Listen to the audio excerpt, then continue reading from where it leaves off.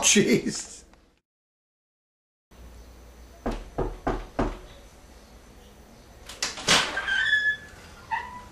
Hi.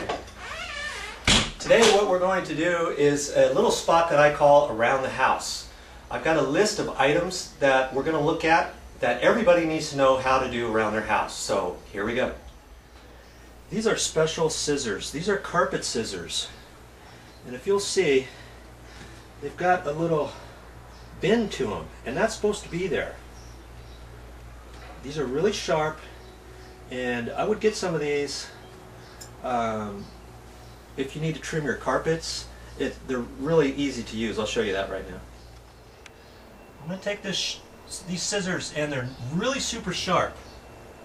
I'm just going to trim that off. I can get right down there nice and tight. The tip is good. I'm just going to snip that off. This is a carpet seam, and sometimes when they put it together, they're supposed to clean this out, but sometimes they don't really well.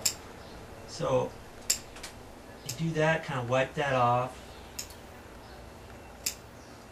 That's how you use these scissors. Usually around the doors, door frames, there's little bits. I can get right up in there. You can't do this with a regular pair of scissors. Get right up in there. Any little imperfection that bothers you, you can do. Here's a carpet seam here. I'm just going to look at that. There's just a couple little spots here that need to be trimmed. And that's why you want to keep these scissors out of your way of your kids and stuff. They're nice and pointy, so you want to keep that tip nice and sharp. And this paddle keeps it flat. You can kind of rub things out of the way. Do this with your fingers after you think it's done, then you can hit a couple of little spots. You can check your seams or different things at the front door, or where your carpet comes in off of your tile floor, your linoleum. Any little imperfections that you can trim off. Use a pair of scissors. These work really well. I use these for all kinds of stuff, especially when I'm doing cleanup and wanting to spruce up a place. I can check it out. Even after the carpet guys get done, sometimes after carpet gets installed, I check stuff and I trim it off. It's easier than calling somebody and having them come out. You got a pair of scissors like this, and away you go. I want to show you one more thing having to do with the carpet. This is a level loop. That means the loops go all the way through. It's not a cut pile where they've cut it and it's all coming up. You want to make sure you don't cut the tops of level loop. And if you see just a snag somewhere, don't try to pull that out, because sometimes if you pull it out, it'll zip. It'll go bzzz, and then you'll have a big, huge problem. You want to alleviate that by trimming the carpet with some carpet scissors, and don't pull those snags out, because if you have a unitary back or an action back, it's going to zip out. So you don't know what type of backing you have on your carpet. There's 3 or 4 different types of backing, so you want to be safe rather than sorry. Trim off those little snags. Have you guessed yet what we're going to do with these items? If not, watch this.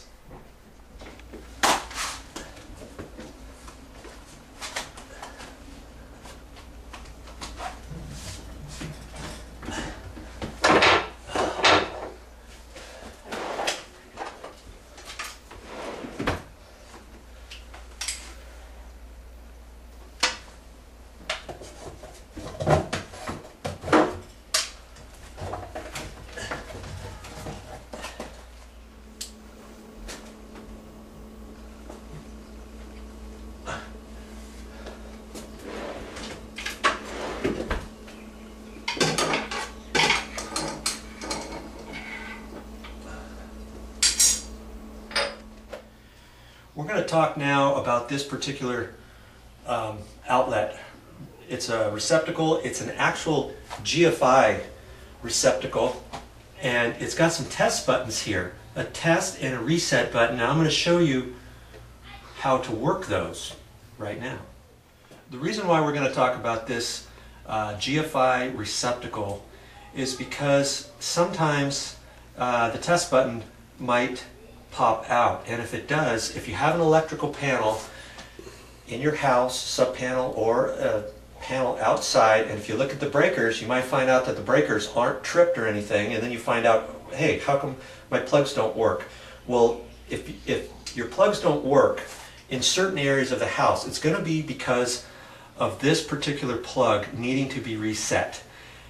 Sometimes you have this type of plug mainly in your bathrooms and also in your kitchens. So sometimes this plug is connected to another plug somewhere else that may be the one that's not working, and it's because it goes back to here. Some of them are tied in, daisy chained inside the wall. So look around next time your plugs are dead and look for a GFI to see if it has to be reset, and I'll show you that. Okay, there's two buttons on here. Generally this side is the test button, and you have a reset button. So if that reset button is out, this won't work. So what we're going to do is we're going to press this button, and that should snap this one out. And we'll see if we can make it work that way.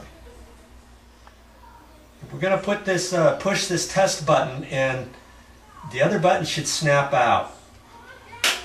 You see how it snapped out like that? There's a little light there that shows up. Some don't have a little light there, but others do. Main thing is if that snaps out, you know your GFI plug is working properly. Now, if that's popped out and your power doesn't work, look for a GFI plug somewhere in your bathroom or the kitchen. And if you have something like that and some of your plugs aren't working, it could be because of that. So what we're going to do is now we're going to take this button here, this bigger button, and this is the reset button. Push that in. It should stay in. Okay, see the light, that little light went off, this, and it stayed in, and now I know there's power back to this plug. So if you press your test button and if it doesn't reset, you press your reset button and you can't get your reset button to push in, if it doesn't snap and stay in, then you know there's something wrong somewhere. There could be water somewhere making it trip out. It's not resetting for a reason. So something's wrong with it, and it could be inside your GFI plug, it could be somewhere else.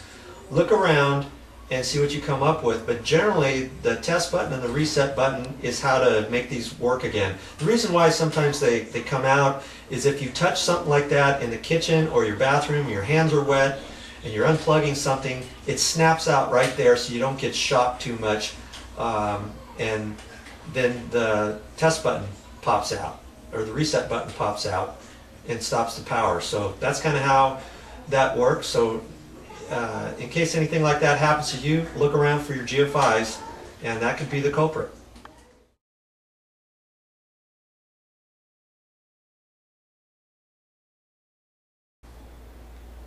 Here we're on the back side of the front door, and the door's squeaking.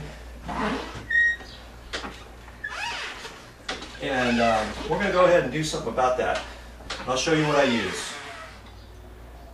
I'm going to go ahead and spray some lubricant on here, on each hinge, and I'm going to use WD-40.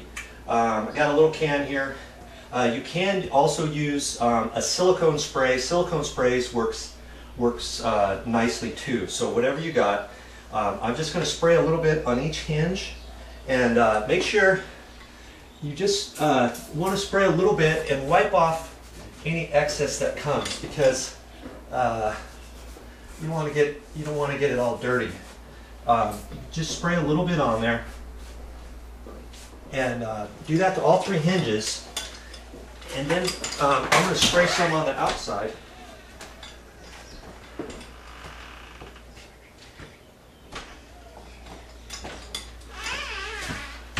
And see what happens. So after I get done with that, wipe everything off and just move the door back and forth like this for a little bit. And I see it's still squeaking at the bottom, so I'm gonna do something with the rubber underneath the door right now too. I've also sprayed some WD-40 or silicone spray down at the bottom underneath the door. It's got a rubber weather stripping underneath the door, and I've also done the hinges, both sides, wiped them off. You only need to do a little bit of spray. do this back and forth a little bit. And it looks good. We're at one of the interior doors now, and I just wanted to show you one more thing here. This door is kind of squeaking a little bit. We got everything that's white, so if you use WD-40 or the silicone spray, you want to be real careful. Sometimes the hinge might be really dirty and rusty inside, so when you spray something on there, it might start dripping down on the carpet, or it might start dripping down on the white trim and that kind of thing. So test one of your hinges out first, and if it's doing that, another way you can do it is take a little nail and put it in the bottom of your hinge, pop this out of here, and I'm going to take that up, holding a screwdriver right there, and hold on to the pin at the same time. Tap that out of there.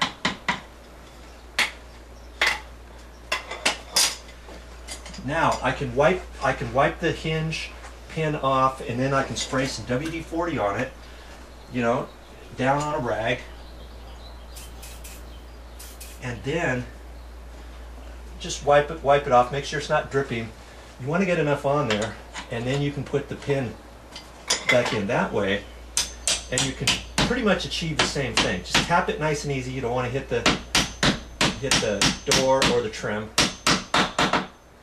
And then open the door back and forth, and that will also lubricate it. Another thing you could get is you could tap this up a little bit, put some 3-in-1 oil down in there, just a little drop though, and then run the door back and forth.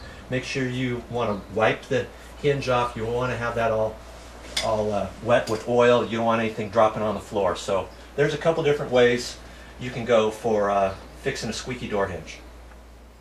This is a wall-mounted portable air conditioner. I'm going to show you how to take that cover off. There's a screen unit in there that needs to be cleaned periodically. There's some clips right here that hold this whole thing on here. So you have to gently pull it off so you unsnap it. Then you can lift this up. And on this screen here, you just lift it up from the bottom and it pulls out.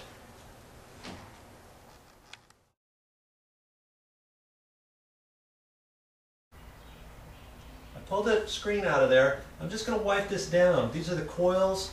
Wipe that off a little bit. Wipe around here. You wipe this off. If you have a little vacuum attachment to your vacuum, you can get in there. Just take some of that off. You're not going to get it all, but any little bit helps at this point. Nice to do this every once in a while to your units.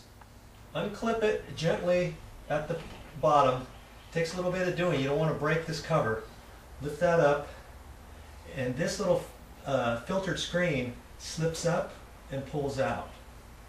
You can take this filter screen and you can clean it with soapy water, let it drain, let it dry out, and then when it's dry, you can put it back in.